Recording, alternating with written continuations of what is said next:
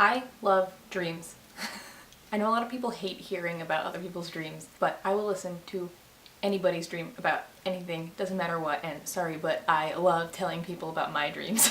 I'm just so enthralled by what brains can do while we're not even conscious. Our brains tell us stories and simulate real feelings and experiences that are so uncanny and absurd and sometimes hilarious and sometimes terrifying. I try to jot my dreams down in my phone notes when I can remember them when I wake up, because I love them.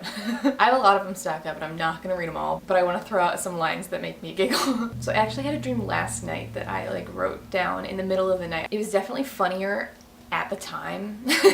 So dumb. I have dreams where I am friends with famous people a lot, or not usually famous people, but I have a lot of dreams about YouTubers that I like, that I'm best friends with them and hanging out and they like me and think I'm funny. Last night I had a dream about I was hanging out with Steven, Suptic, and Kib and James from Sugar Pine 7. And I had some bit about New Jersey being like a bagel sandwich, and it's why nobody wanted to go to Central Jersey, because it's the center of a bagel sandwich and there's no bagel.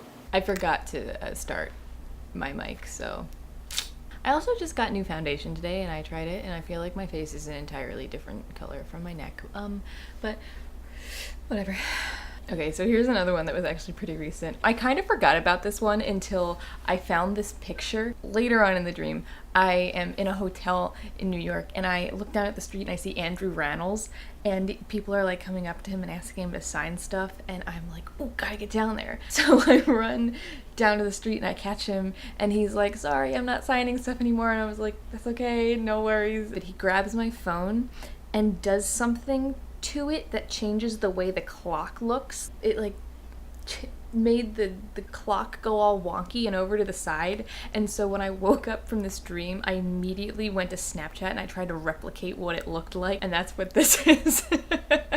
And then on the very bottom of the note, I have no idea what context this stuff was supposed to be in. It just says a couple of lines that sound like they were probably direct quotes from people in the dream that I just remembered, but I didn't bother to say what they were or who said them. What is he gonna say? I've grown accustomed to her face, which is a weird My Fair Lady joke. The bottom line is another line of direct dialogue that kills me because it has no context, but I like it.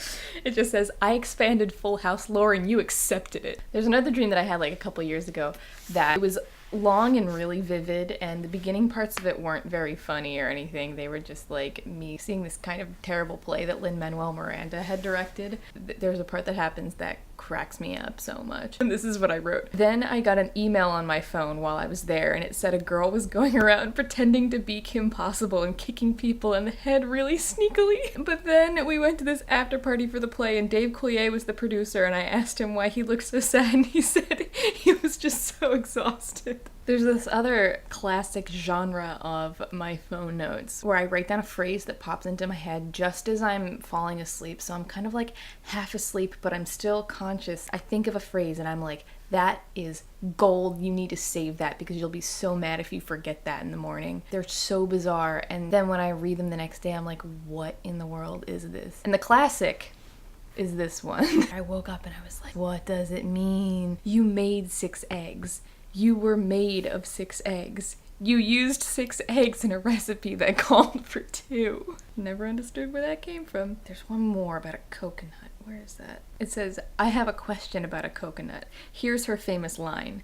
I like my hands, so I was wondering if there's anyone here who would open me a coconut. Next time I see you, I'm gonna have a coconut. It's gonna be closed. Hopefully, when I see you, it'll be open. That one's grammatically formatted. I feel like that wasn't when I was falling asleep, but I have absolutely no idea what that means or where that came from. But anyway, that's all I got. They just make me giggle. I just wanted to share.